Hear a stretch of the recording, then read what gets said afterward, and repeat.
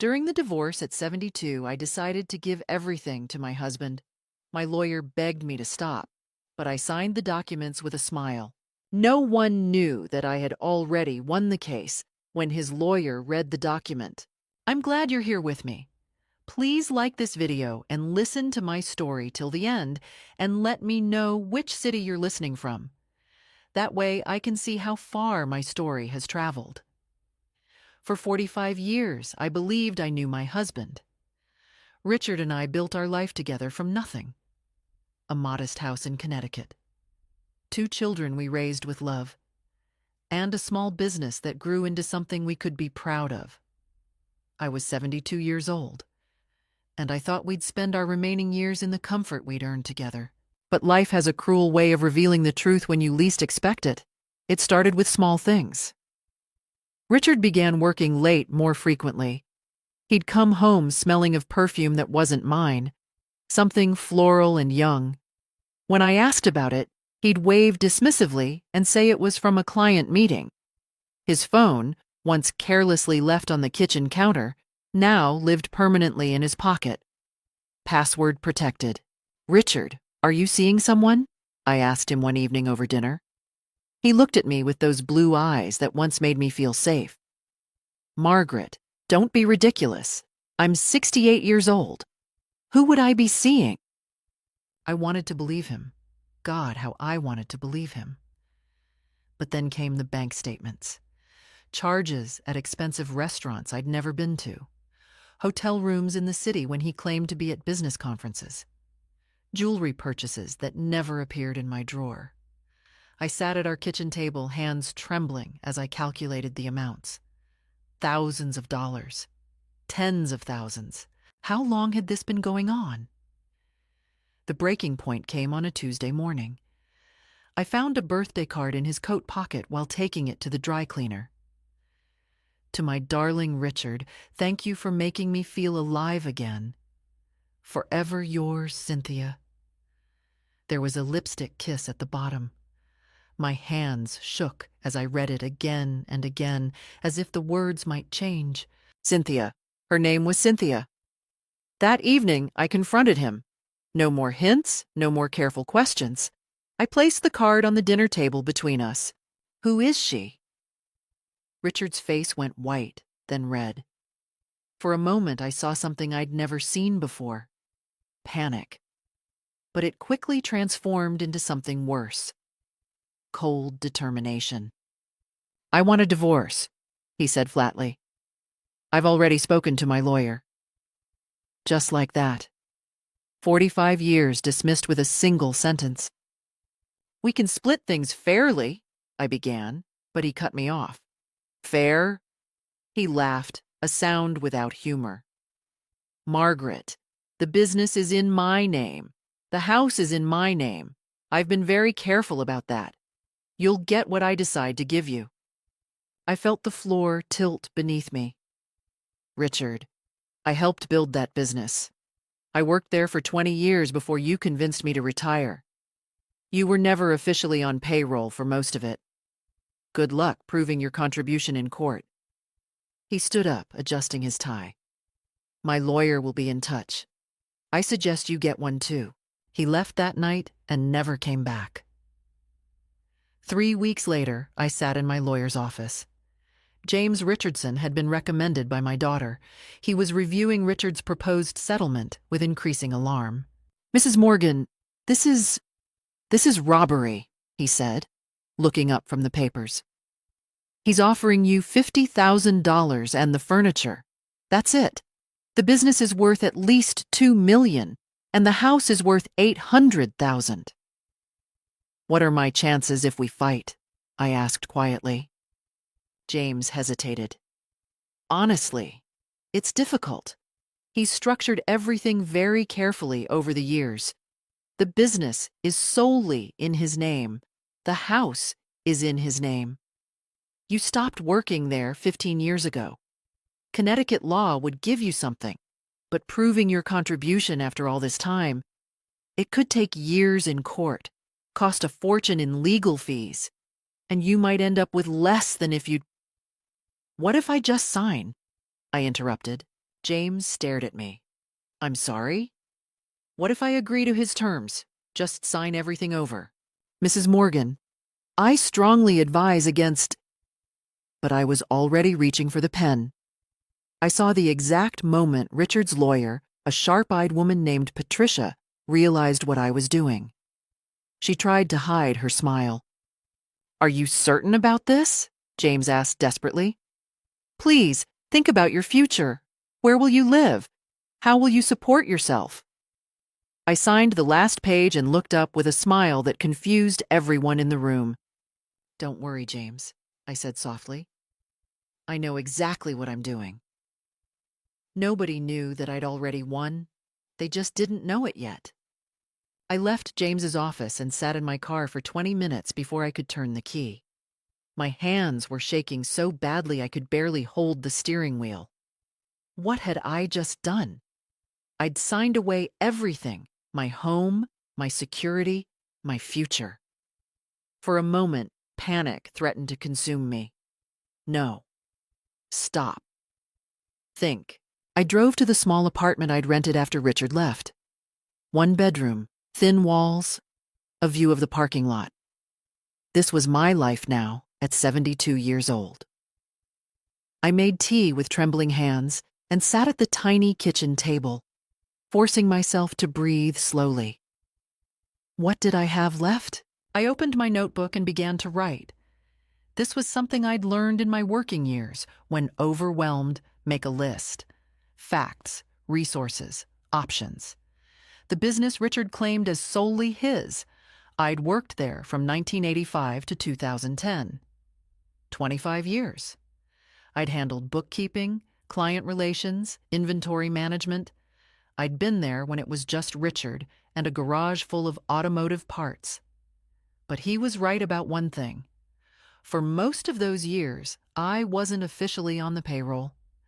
We'd thought we were being smart, saving on taxes by keeping it as a sole proprietorship. How naive I'd been. But wait. I pulled out my old filing cabinet, one of the few things I'd managed to take from the house.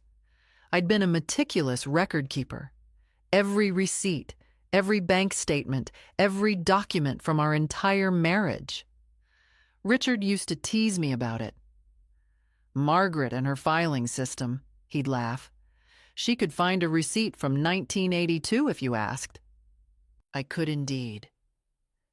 I spent that entire night going through files. My back ached, my eyes burned, but I kept searching. And slowly, carefully, I found them. Evidence. Not just receipts. Something better. Letters. Dozens of letters from Richard to clients in the early years, signed Richard and Margaret Morgan, co-owners. Business proposals where I was listed as partner. Insurance documents naming me as co-owner. Tax returns from 1985 to 1989, where the business income was reported jointly. These were from before Richard's lawyer convinced him to restructure everything in his name alone.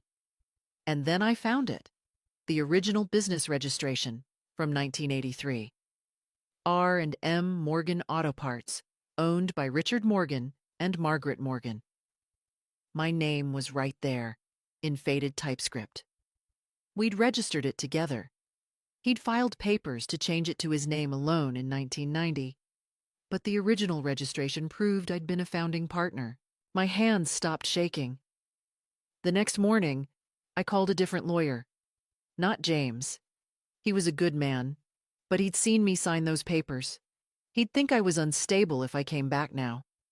I needed someone who didn't know about my surrender yesterday. Thomas Brennan's office, a crisp voice answered. Thomas Brennan had a reputation. He was expensive, aggressive, and known for winning cases everyone else thought were lost. My daughter Sarah had mentioned him once, saying a friend's mother had used him in a divorce case. I'd like to schedule a consultation, I said. It's regarding a divorce settlement. Mr. Brennan's calendar is quite full, but we might have an opening next month. I have original business registration documents, proving joint ownership of a $2 million company that my husband claims he built alone.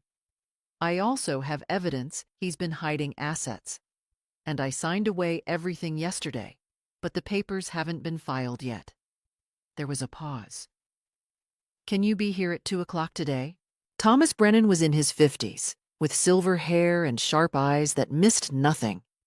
He listened while I explained everything.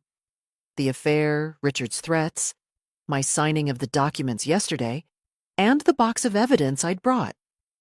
He looked through my files for 45 minutes without speaking.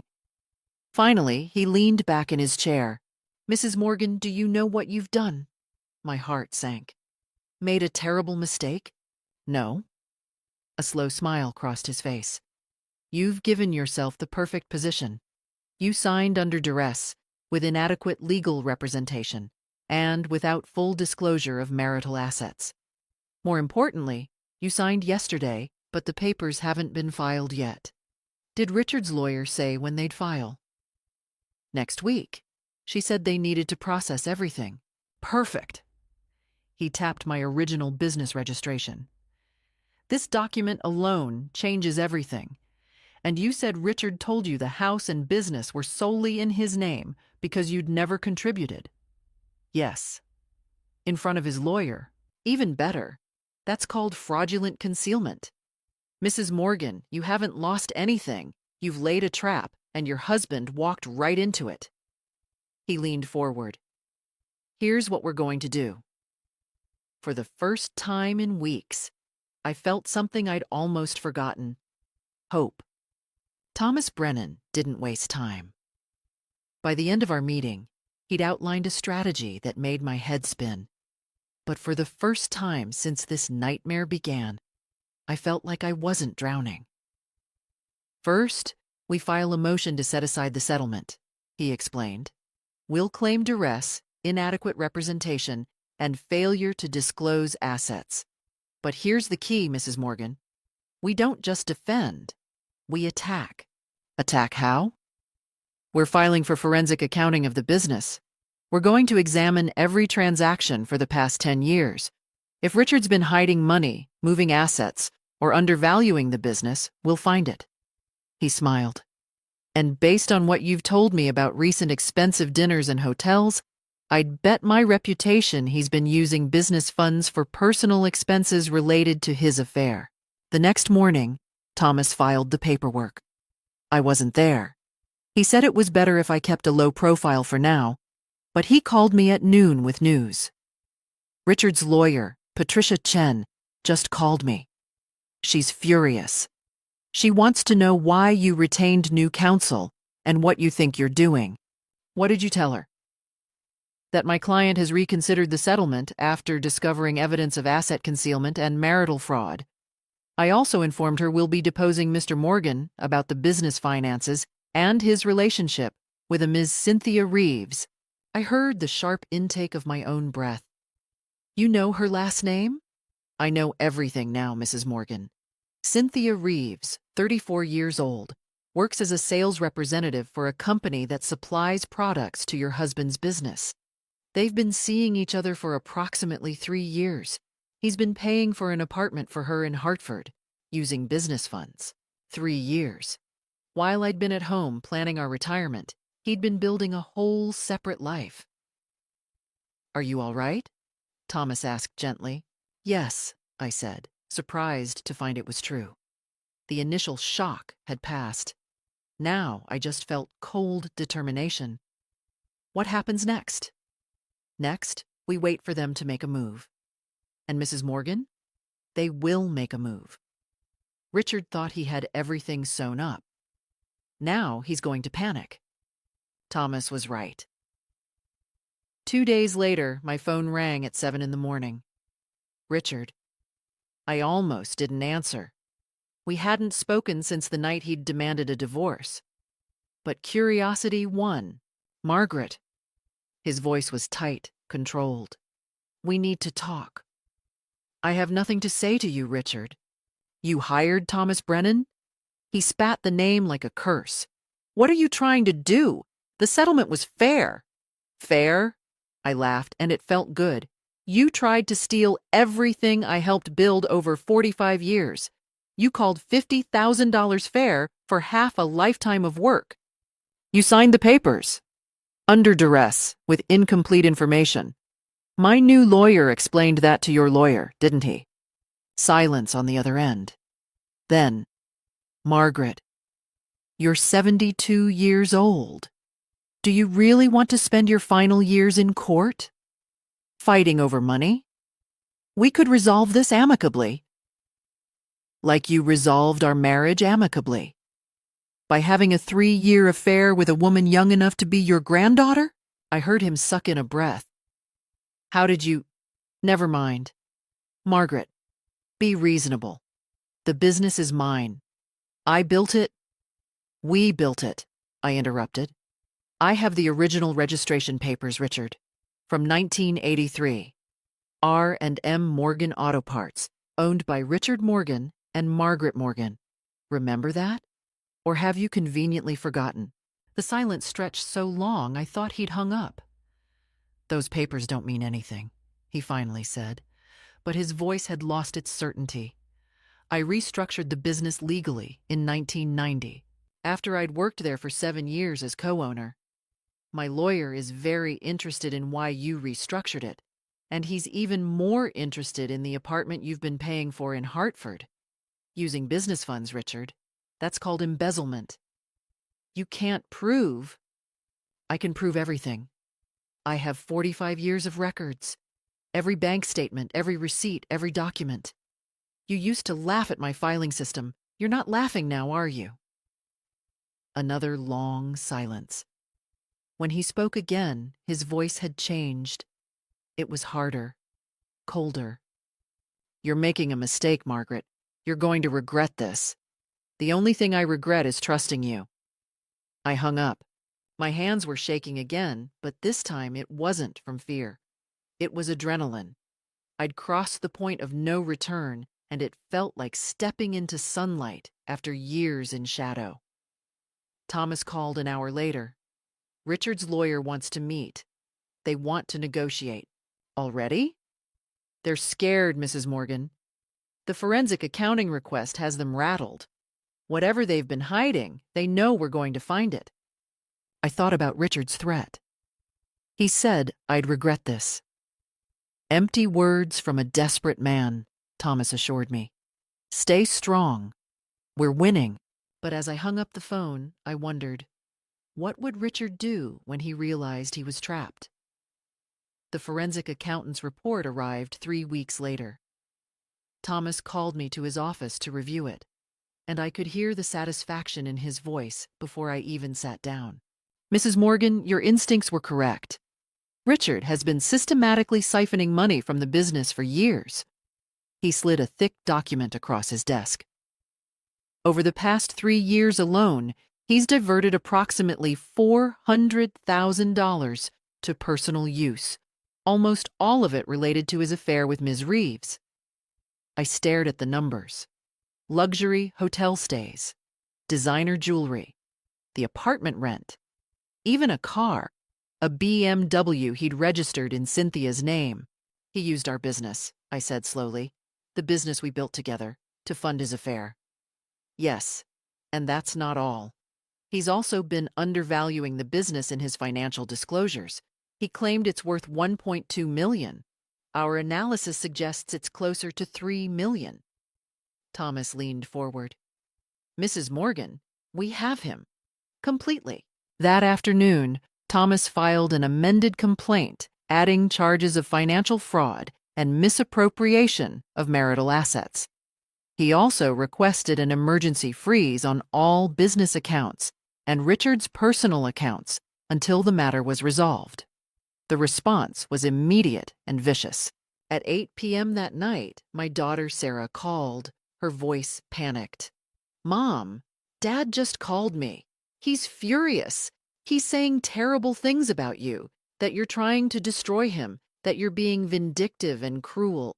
He said if you don't drop this lawsuit, he'll make sure everyone knows what kind of person you really are. What kind of person? I asked calmly. He didn't specify.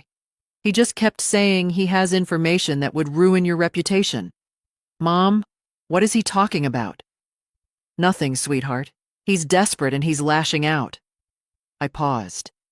Did he try to turn you against me? He tried.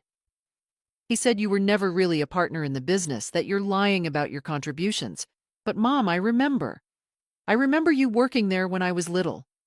I remember you handling the books, talking to customers. Her voice broke. How can he lie like that? Because he's protecting himself and his new life, I said quietly. I'm sorry you're caught in the middle of this. After we hung up, I sat in the darkness of my small apartment. Richard was trying to isolate me, turn our children against me. It was a classic abuser's tactic, and for a moment, fear crept in. Then my phone buzzed. A text from an unknown number. Drop the lawsuit or everyone will know the truth about you. I stared at it. What truth? I'd lived an honest life. Whatever Richard was threatening was a bluff. But the messages kept coming over the next 2 days. Anonymous texts. A threatening letter pushed under my apartment door. You're going to lose everything. You're making yourself look pathetic. He was going to leave you anyway. You're old, and you weren't enough for him.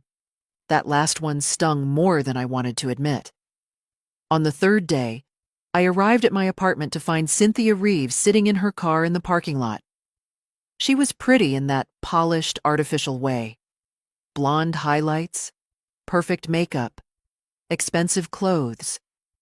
When she saw me, she got out. Mrs. Morgan, I need to talk to you. I should have walked away. Instead, I stopped. You're Cynthia.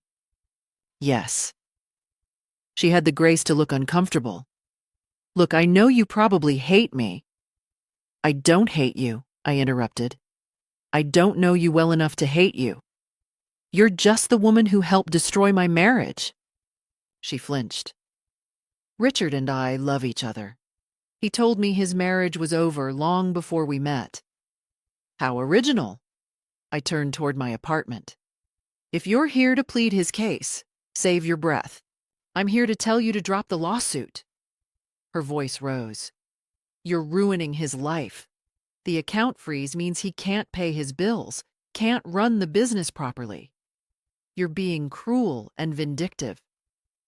I turned back slowly. I'm being vindictive? He tried to leave me with $50,000 after 45 years of marriage. He used money from our business that I helped build to buy you presents and pay for your apartment. And I'm the villain. He deserves to be happy. Then he should have divorced me honestly, fairly, and given me what I was owed. Instead, he tried to steal everything. I walked closer to her. You want to know what's cruel, Cynthia? Lying to someone for 3 years? Making them feel crazy for suspecting the truth? Trying to rob them of their future security? That's cruel. She glared at me, tears in her eyes. Richard said you'd be like this, bitter and jealous. I'm not bitter, I said, and realized it was true. I'm just done being a victim. I went inside and locked the door. My hands were shaking, but I also felt strangely energized. Richard and Cynthia were desperate. They were making mistakes, showing their hand. Thomas had been right. We were winning. I decided to take a few days to rest. The confrontation with Cynthia had drained me more than I wanted to admit. I turned off my phone, made myself comfortable, and for the first time in months, I slept peacefully. After 3 days of rest, I turned my phone back on. 17 missed calls, most from unknown numbers. But one voicemail caught my attention. It was from Richard's lawyer, Patricia Chen. Mrs. Morgan, I'd like to schedule a meeting. Just you, me, and Mr. Morgan. No lawyers present. I think we can resolve this situation more personally. Please call me back. I played the message for Thomas the next morning. He frowned. They want to meet without me present. Absolutely not. That's highly irregular and potentially dangerous. Dangerous how? They'll try to manipulate you emotionally, make promises they won't keep, maybe even record you saying something they can use against you. He shook his head firmly. I strongly advise against it. But curiosity gnawed at me. What were they planning? What if I want to hear what they have to say? Thomas studied me for a long moment. If you insist on meeting them, I'll be there. Non-negotiable. And Mrs. Morgan, whatever they offer you, whatever they promise, don't believe it. The meeting was scheduled for the following Tuesday at a neutral location, a conference room at Patricia's law office. I dressed carefully that morning, choosing a simple but elegant navy dress. I wanted to look composed, in control. Richard was already there when Thomas and I arrived. He'd aged in the past 2 months. New lines around his eyes, gray stubble he hadn't bothered to shave. When he saw me, something flickered across his face. Regret? Anger? I couldn't tell. Patricia gestured for us to sit. Thank you for coming, Mrs. Morgan. I think we can resolve this matter amicably if we just talk like reasonable people. We're listening, Thomas said neutrally. Richard cleared his throat. Margaret, I've been thinking about everything that's happened. Maybe I was too harsh initially. The stress of the business, the changes in our relationship. I didn't handle things well. I said nothing, waiting. I'd like to propose a new settlement, he continued. $300,000, plus you can keep all the furniture and your car. That's significantly more than the original offer. It's also significantly less than half of what you're actually worth, Thomas pointed out. Our forensic analysis values the marital assets at over $4 million. Mrs. Morgan is entitled to half, $2 million. Patricia smiled thinly. The forensic analysis is based on speculative valuations. Mr. Morgan disputes those numbers. Mr. Morgan also disputes that he embezzled $400,000 from the business, Thomas said. But the bank records don't lie. Richard's face reddened. Those were business expenses. A BMW for your mistress is a business expense? Silence fell over the room. I watched Richard struggle to maintain composure. Finally, he turned to me directly, ignoring the lawyers. Margaret, please. We spent 45 years together. Doesn't that mean something? I'm trying to be fair here. Take the $300,000 and let's end this. You can start over. I can start over. We can both move on with our lives. I looked at him, really looked at him. This man I'd loved, built a life with, trusted completely. And I felt nothing. No anger, no love, no pain. Just a cool, distant recognition that he was a stranger now. No, I said quietly. Richard blinked. No? You're not trying to be fair, Richard. You're trying to avoid the consequences of your actions. You embezzled money. You lied about the value of our assets. You tried to leave me destitute. I leaned forward slightly. $300,000 is insulting. I'll see you in court. Margaret, you're being unreasonable. I stood up. This meeting is over. Thomas, let's go. As I reached the door, Richard's voice stopped me. You'll regret this. When this goes to trial, everything will come out. Every argument we ever had, every private moment, every family secret. Is that really what you want? I turned back. I have nothing to hide, Richard. Do you? His face went pale. Patricia touched his arm in warning, but I'd already seen the truth in his eyes. He was bluffing, and we both knew it. That evening, my son Michael called. Mom, I talked to Sarah. We want you to know we're on your side. Dad's been trying to poison us against you, but we're not stupid. We remember how hard you worked, how much you sacrificed. My eyes stung with sudden tears. Thank you, sweetheart. We've also been talking to some of Dad's old employees. You know Bill Henderson? He worked at the shop for 20 years. He said everyone knew you were the real backbone of the business. He's willing to testify if you need him to. After we hung up, I sat in my small apartment and felt something warm spread through my chest. I wasn't alone. My children stood with me. Former employees remembered the truth. Thomas believed in my case. Richard and Cynthia were the ones who were isolated now, desperate and flailing. I could afford to wait. Justice, I was learning, doesn't rush. The knock on my door came on a Friday evening. I wasn't expecting anyone. Sarah and Michael were both working, and Thomas always called before visiting. Through the peephole, I saw Richard and Cynthia standing together. My heart jumped. They'd come to my home. Together. I opened the door but kept the chain lock engaged. What do you want? Margaret, please. Richard's voice was soft, pleading. Can we come in? Just for a few minutes. We need to talk, and it's important. Every instinct screamed not to let them in, but I also wanted to know what they were planning. I removed the chain and stepped back, leaving the door open behind me. If I needed to scream for help, I wanted the neighbors to hear. They entered, and I was struck by how out of place they looked in my small apartment. Richard in his expensive suit, Cynthia in her designer dress. They belonged to the life I'd lost, and I belonged here now. Nice place, Cynthia said, and I couldn't tell if she was being sincere or cruel. Say what you came to say, I told them. Richard and Cynthia exchanged a glance. Then he smiled, a warm, familiar smile I'd seen 1,000 times over our marriage, the smile that had once made me feel safe. We came to apologize, he said. Both of us. We've handled this entire situation badly, and we want to make it right. I waited, silent. Cynthia stepped forward. Mrs. Morgan, Margaret, I need you to understand something. Richard and I never meant to hurt you. We fell in love. It wasn't planned, it just happened. And I know that doesn't excuse anything, but we want you to know we feel terrible about the pain we've caused.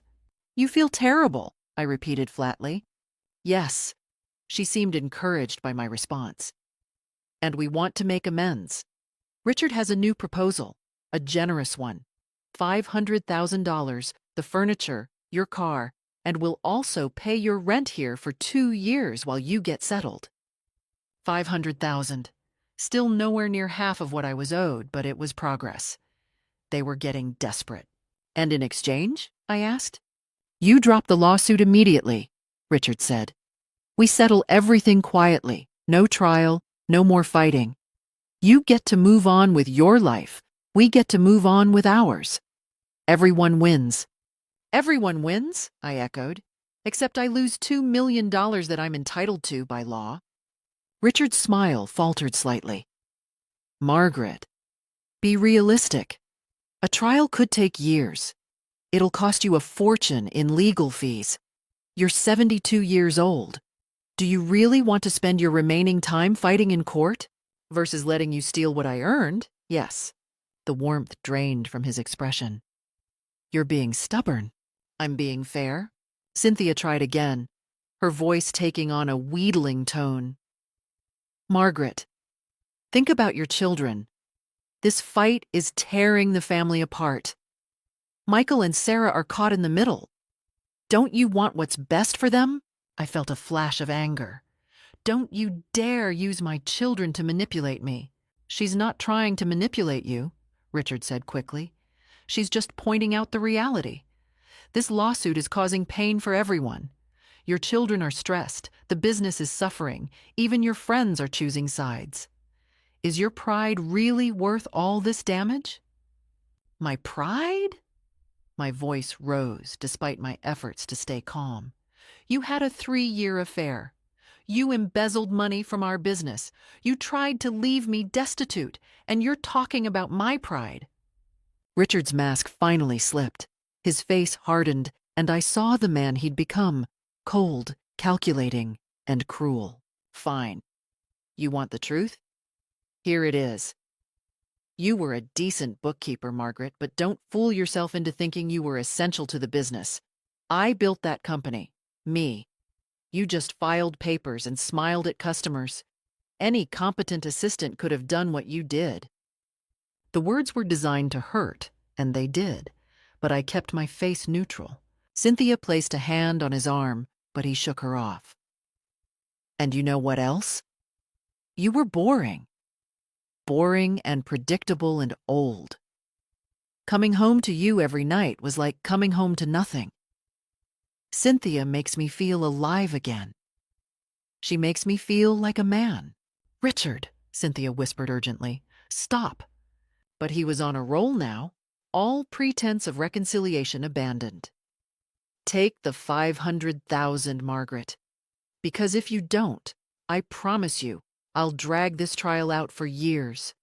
I'll make sure every humiliating detail of our marriage becomes public record. Every argument, every failure, every inadequacy. By the time I'm done, everyone will know exactly what kind of wife you were. I looked at him, this stranger wearing my husband's face, and something crystallized inside me. Fear tried to surface, but I pushed it down and replaced it with something colder and harder. Get out, I said quietly. Margaret, get out of my home, now. Cynthia pulled at Richard's arm. Let's go, this was a mistake. They left, and I locked the door behind them with shaking hands. I stood there for a long moment, my heart pounding.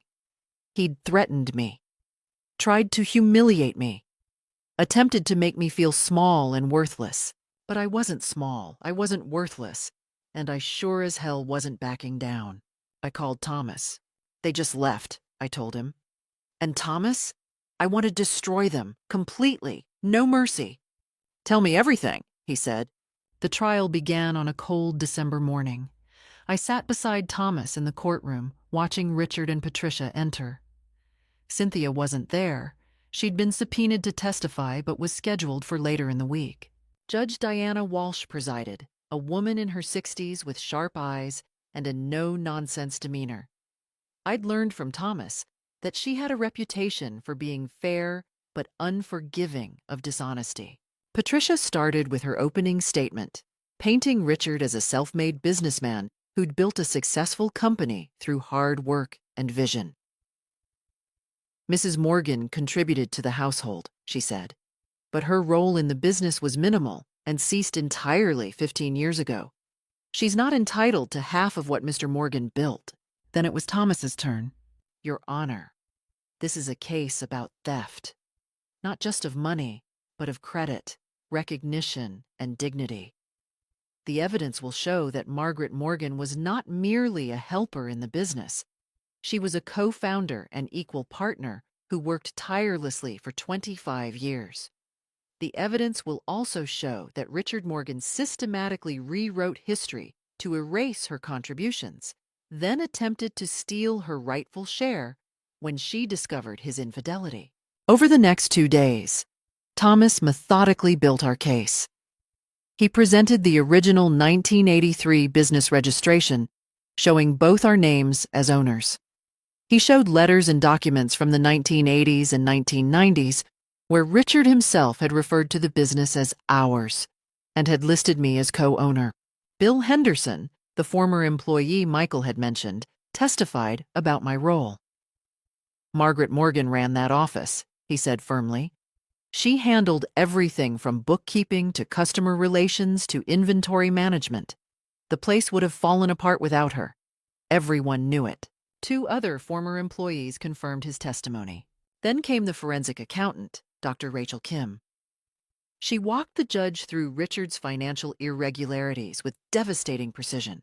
Over the past 3 years, Mr. Morgan diverted approximately $412,000 from business accounts to personal use, she testified.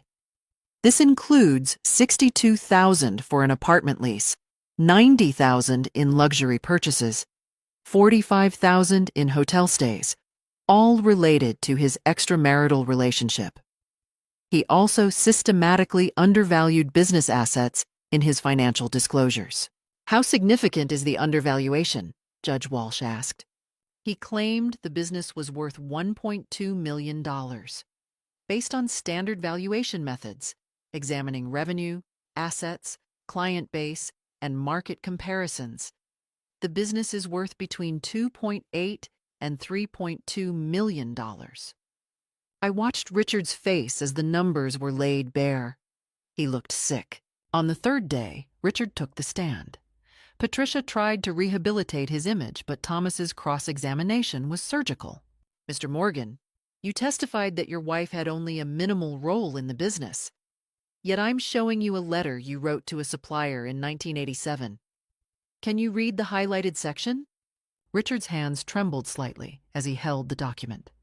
It says, "Please direct all future correspondence to either myself or my business partner and wife, Margaret Morgan." Your business partner, Thomas repeated. Not your assistant, not your helper, your partner. That was just, we were married. I was being courteous. I see. And this business proposal from 1989, where you listed the company as R&M Morgan Auto Parts, owned and operated by Richard and Margaret Morgan, was that also just courtesy?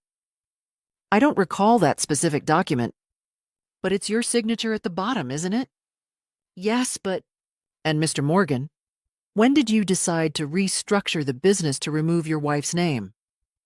In 1990, on advice from my lawyer for tax purposes. For tax purposes, I see. And did those tax savings amount to the $400,000 you later stole from the business to fund your affair? Objection, Patricia stood. Counsel is badgering the witness. Sustained, Judge Walsh said, but she was looking at Richard with open skepticism. Thomas pressed on. Mr. Morgan, you offered my client $50,000 in the initial settlement. The business alone is worth approximately $3 million. By what calculation did you arrive at $50,000 as a fair division of marital assets? Richard's face reddened. She hadn't worked in the business for 15 years. Because you convinced her to retire, telling her the business was secure and you could handle it alone. Isn't that correct? She wanted to retire. Answer the question. Did you or did you not tell her the business was successful enough that she could stop working?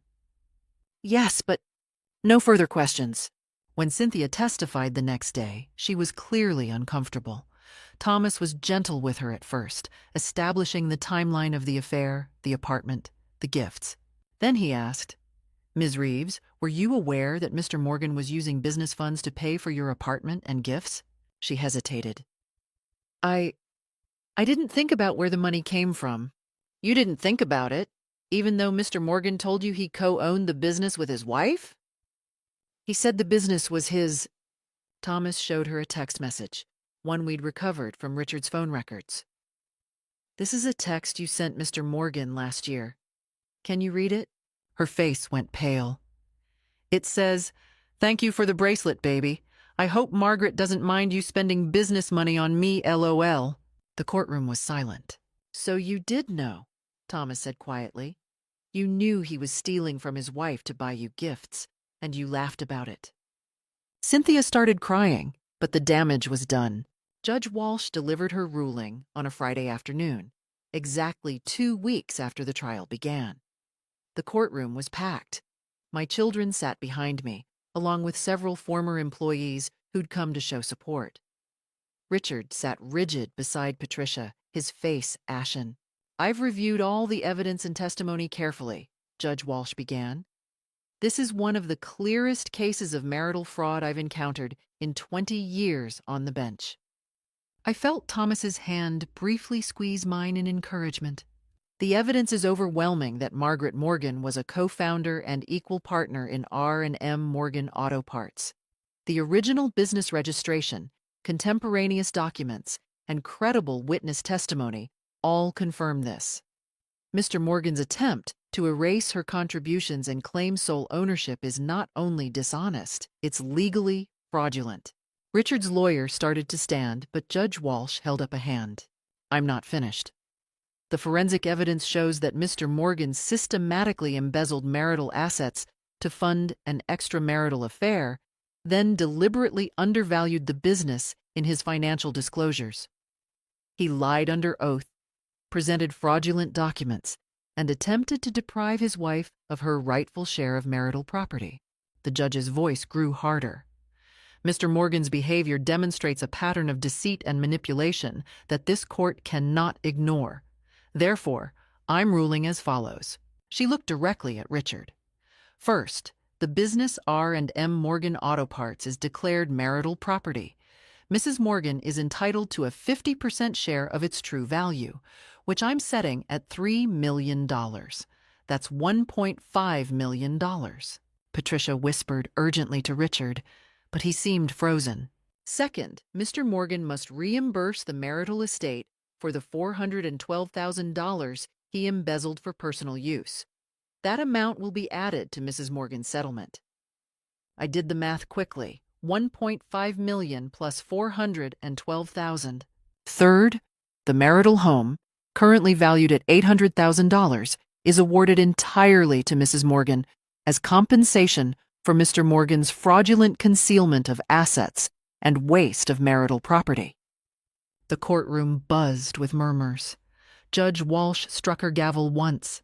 Fourth, Mr. Morgan will pay Mrs. Morgan's legal fees in their entirety, which currently total approximately $160,000.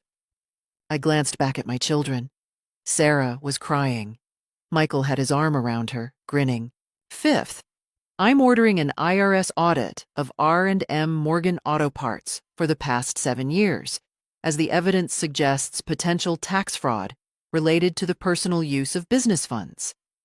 Copies of all financial evidence will be forwarded to the appropriate authorities.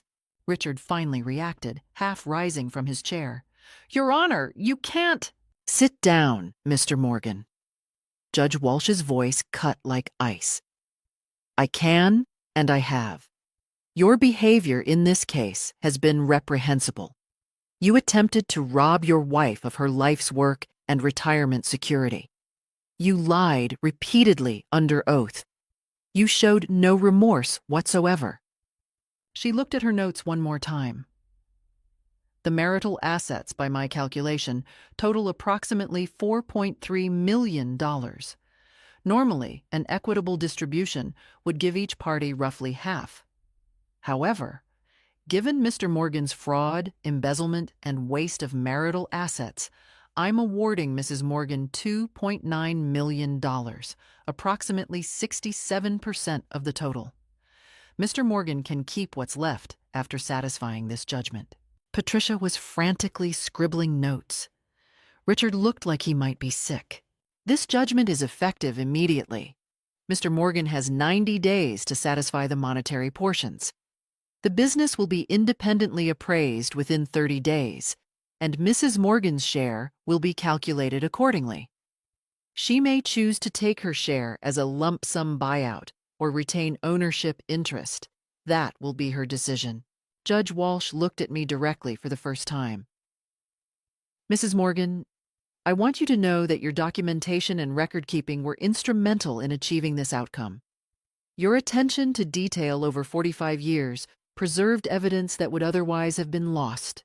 You should be commended for that. Thank you, Your Honor, I managed to say. We're adjourned. The gavel struck one final time. The courtroom erupted. My children rushed forward, embracing me.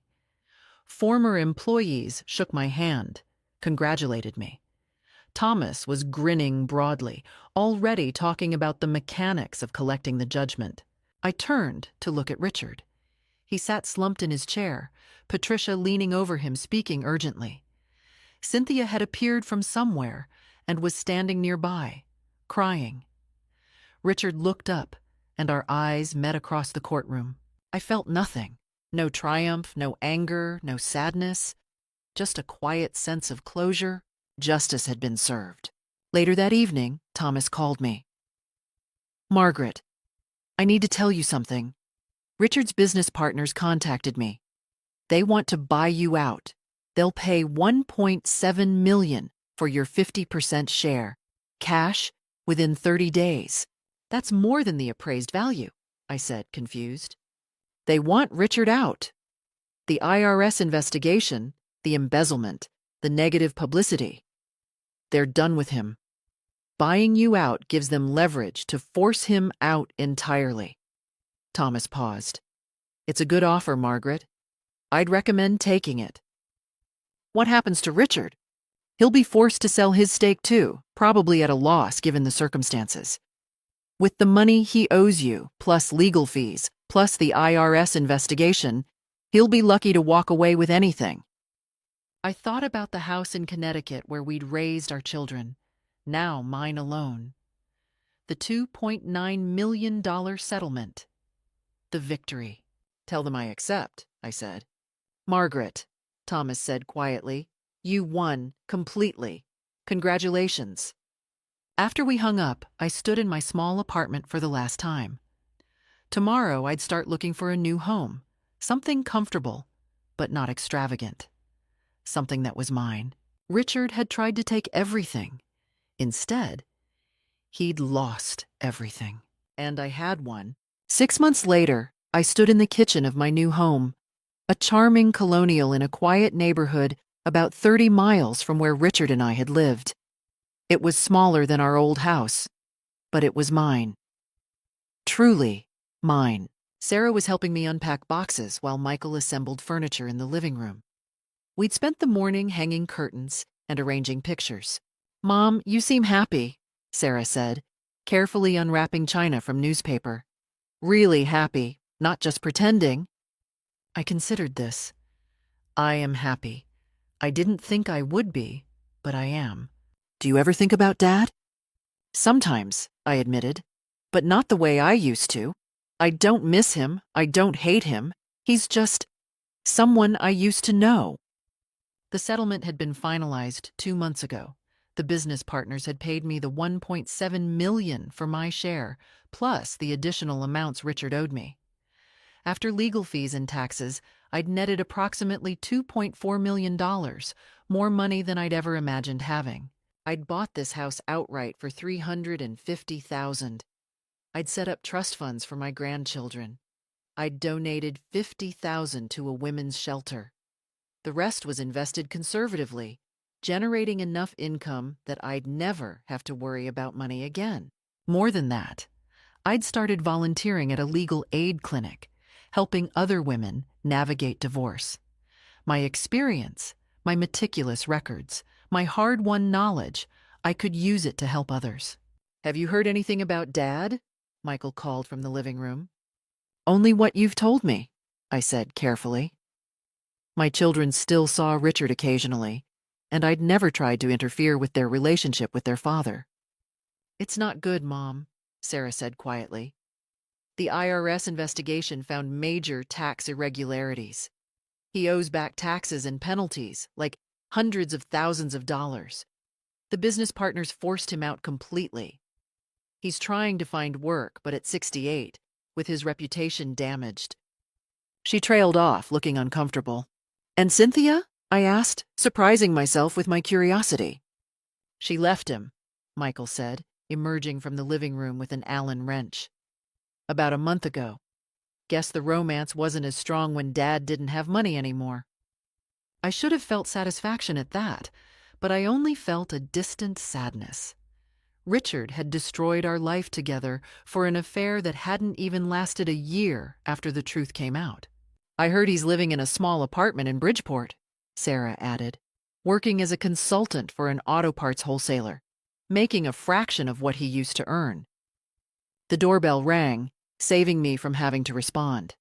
It was my neighbor, Helen, a widow in her late 60s who'd brought over a casserole as a welcome gift. We'd become friendly over the past few weeks. I won't keep you.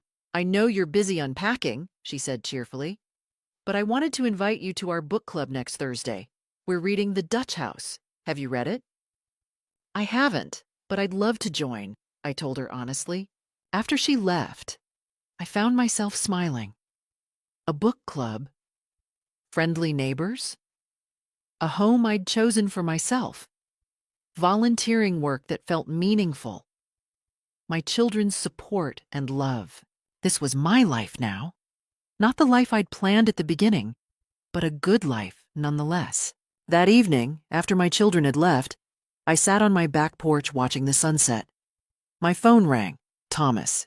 Margaret, I thought you'd want to know. Richard's bankruptcy filing was approved today. Bankruptcy? Between the settlement, the IRS penalties, and his other debts, he couldn't make ends meet. He's filed for Chapter 7. He'll lose his car, most of his possessions. He'll be starting over from nothing. I absorbed this information.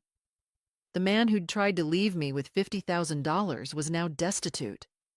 The man who'd told me I was worthless and boring and old was now alone, broke, and facing a bleak future. How do you feel? Thomas asked gently. How did I feel? I searched my heart carefully. I feel free, I finally said. Not because he's suffering, just because it's finally, completely over.